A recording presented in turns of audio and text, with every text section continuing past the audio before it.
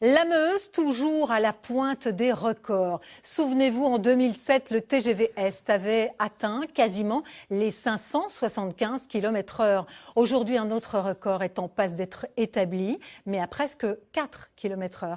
C'est l'ancêtre du TGV, qui n'est autre qu'une machine à vapeur qui va réaliser cette performance à la fin du mois. Mais en ce moment, c'était l'heure des essais. Jean-Philippe Tranvoise et Frédéric Madier. La manœuvre est délicate, il faut ménager la monture. Voici le fardier de Cugnot, ou plutôt sa réplique, construite en 2010. C'est la copie conforme de la machine de 1771, de la belle mécanique donc, et une structure faite de bois, mais pas seulement.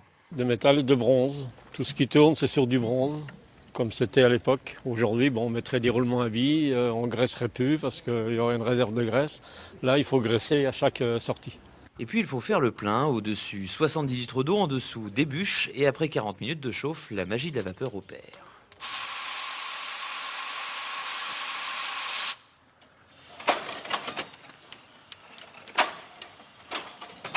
Et c'est parti pour 50 mètres en ligne droite avec un objectif, faire mieux qu'en 1771. Il faut savoir que le fardier était donné pour rouler, là c'était des lieux autrefois, à peu près aux alentours entre 3,5 et 4 km/h.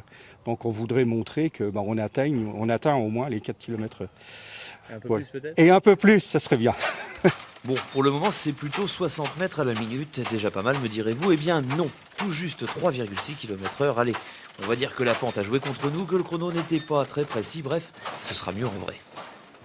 Un policier prendrait la vitesse quand on roulerait sur le boulevard de La Rochelle, plein pot. Et à ce moment-là, donc, la vitesse maximum serait prise en considération et on pourrait donc l'homologuer grâce à l'huissier qui serait présent. Rendez-vous donc à Bar-le-Duc le 25 juillet prochain pour voir l'invention du Meusien connaître enfin la gloire, au moins celle du Guinness des records.